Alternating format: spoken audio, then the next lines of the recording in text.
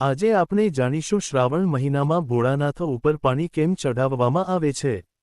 શ્રાવણ મહિનો ભગવાન શિવને પ્રસન્ન કરવા માટે લોકો શિવલિંગ પર જળ ચઢાવે છે। શિવલિંગ પર જળ ચઢાવવાથી મહાદેવ પ્રસન્ન થાય છે અને તેમના ભક્તોને જલ્દી શુભ ફળ આપે છે। શ્રાવણના દરેક દિવસે શ્રાવણ સોમવાર, શિવરાત્રિ, પ્રદોષ અને સોમવારના વ્રત પર ભગવાન શિવને જળ ચઢાવવાથી ખૂબ જ શુભ ફળ મળે છે। ભગવાન શિવને જળ ચઢાવવાનો એક નિયમ છે, જેનું પાલન કરવું જરૂરી છે। જો તમે આ નિયમોનું પાલન નહીં કરો તો તમારા પર દોષ આવી શકે છે। જો કે ભોલે ભંડારી પોતાના ભક્તોની લાગણીઓ જુએ છે અને તે મુજબ પરિણામ આપે છે। શ્રાવણમાં ભગવાન શિવને જળ કેમ ચઢાવવામાં આવે છે? શિવલિંગના જલાભિષેકનો સૌથી સરળ અને સાચો રસ્તો કયો છે? આપણે ભગવાન શિવને પાણી કેમ ચઢાવીએ છીએ? તમારા મનમાં આ સવાલ તો આવતો હશે કે આપણે ભગવાન શિવને પાણી કેમ ચઢાવીએ છીએ?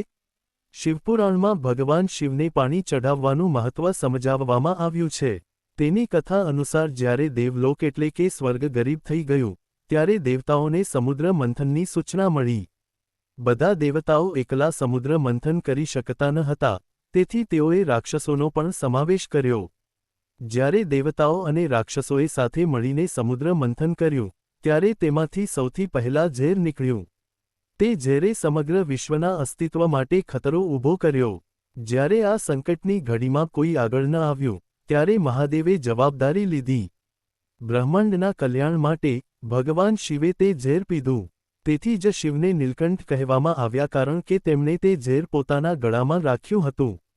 તે ઝેર ખૂબ જ ઝેરી હતું। ભગવાન શિવ પર તેની કોઈ ખરાબ અસર ન પડે તે માટે આદિશક્તિ જગદંબાએ શિવને પાણીથી અભિષેક કર્યો।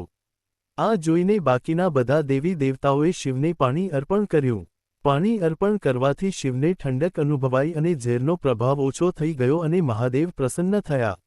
આ ઘટના પછી ભગવાન શિવને પાણી અર્પણ કરવાની પરંપરા શરૂ થઈ। માટે કહેવાય છે કે ભગવાન શિવને પાણી અર્પણ કરવાથી પ્રસન્ન થાય છે।